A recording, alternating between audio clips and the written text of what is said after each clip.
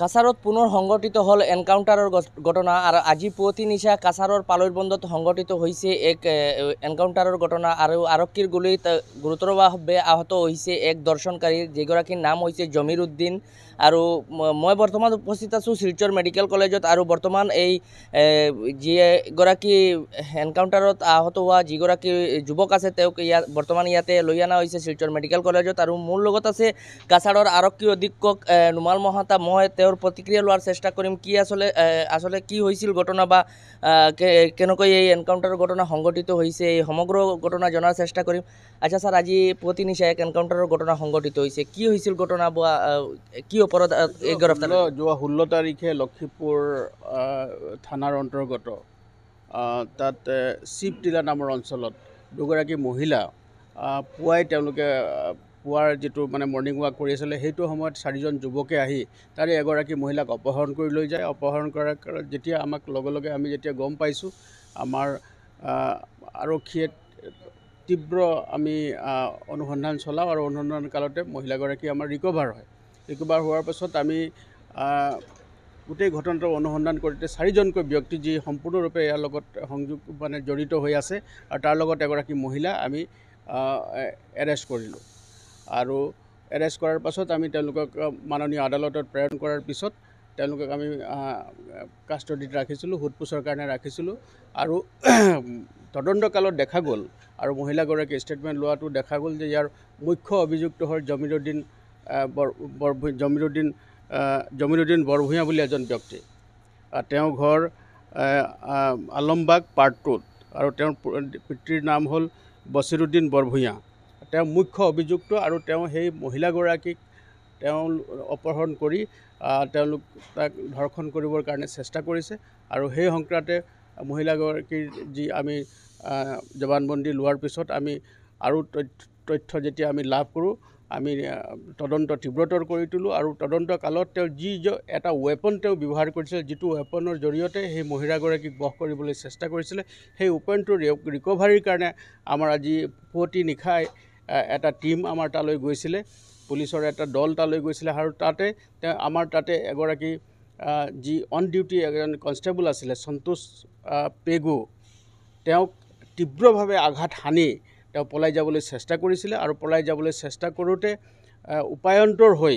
যেতিয়া তেওঁ হাবিলৈ দৌৰিছিলে, বাৰে বাৰে তেওঁক ছিগনেল দিয়া হৈছিলে, তেওঁক ৰ'বলৈ কোৱা হৈছিলে, তেওঁ নৰৈ যেতিয়া তেওঁ পুলিচক বাধা দি তেওঁ যেতিয়া পলাবলৈ চেষ্টা কৰে, তেতিয়া পুলিচে দুজাই মানে কণ্ট্ৰল ফায়াৰিং কৰিবলৈ পুলিচে বাধ্য হ'ল আৰু দুজাই গুলি তাক ৰখাবৰ কাৰণে, সেই অভিযুক্তজনক ৰখাবৰ কাৰণে দুজাই গুলি ব্যৱহাৰ কৰা হ'ল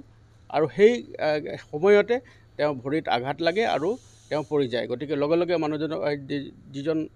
ধৰ্ষণকাৰী বা যিখন মূল অভিযুক্ত তেওঁক আমি লগে লগে ৰিকেপচাৰ কৰিবলৈ সক্ষম হ'লোঁ আৰু লগে লগে তেওঁক আমি স্থানীয় চিকিৎসালয়ত তেওঁক প্ৰাৰম্ভিক চিকিৎসা কৰাৰ পাছত লগে লগে তেওঁক ইয়ালৈ ৰেফাৰ কৰিছে মেডিকেল কলেজলৈ আৰু আমি আহিছোঁ আৰু ইয়াত আমাৰ যিজন মূল অভিযুক্তৰ লগতে আমাৰ যিজন কনষ্টেবল সন্তোষ পেগু তেওঁ আঘাতপ্ৰাপ্ত হৈছে, তেওঁ ইয়াত ইতিমধ্যে ভৰ্তি হৈ আছে আৰু আমি তেওঁলোকৰ যাতে তেওঁৰ যদি চিকিৎসা আমাৰ যিগৰাকী কনষ্টেবল আঘাতপ্ৰাপ্ত হৈছে তেওঁ বৰ্তমান ইয়াতে চিকিৎসাধীন হৈ আছে, তেওঁ যাতে ভালধৰণে তেওঁ চিকিৎসা পায় তাৰ কাৰণে আমি কৰ্তৃপক্ষৰ লগত আমি যোগাযোগ কৰিছোঁ আৰু যিজন মূল অভিযুক্ত তেওঁ ইয়াত বৰ্তমান চিকিৎসাধীন হৈ আছে।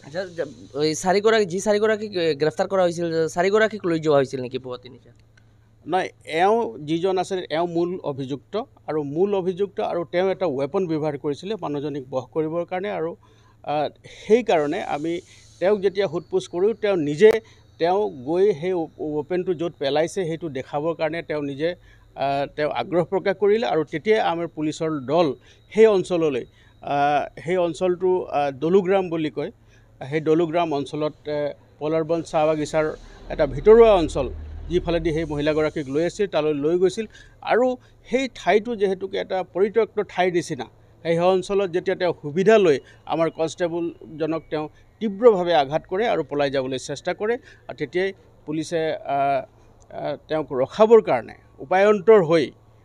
দুজাই গুলি চলাবলৈ বাধ্য হয় আৰু এটা গুলি তেওঁ ভৰিত লাগে, তেওঁ আঘাতপ্ৰাপ্ত হয় আৰু বৰ্তমান তেওঁ চিকিৎসাধীন হৈ আছে। হয় নিশ্চয়কৈ ইয়া আছিলে কাছাৰৰ আৰক্ষী অধীক্ষক নুমল মহাতৰ মন্তব্যত তেওঁ এটা কথা জানিবলৈ দিছে যে এগৰাকী আৰক্ষী কনষ্টেবলক এই যিগৰাকী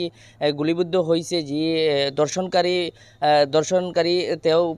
আক্ৰমণ কৰি পলাই যোৱাৰ চেষ্টা কৰিছিল আৰু তেতিয়াই তেওঁক ৰখাৰ বাবে আৰক্ষীয়ে দুজাই গুলী চালনা কৰে আৰু এই গুলী চালনাৰ ফলত গুলিবিদ্ধ হৈ বৰ্তমান আহত হৈ শিলচৰ মেডিকেল কলেজত ভৰ্তি হৈ আছে। আৰু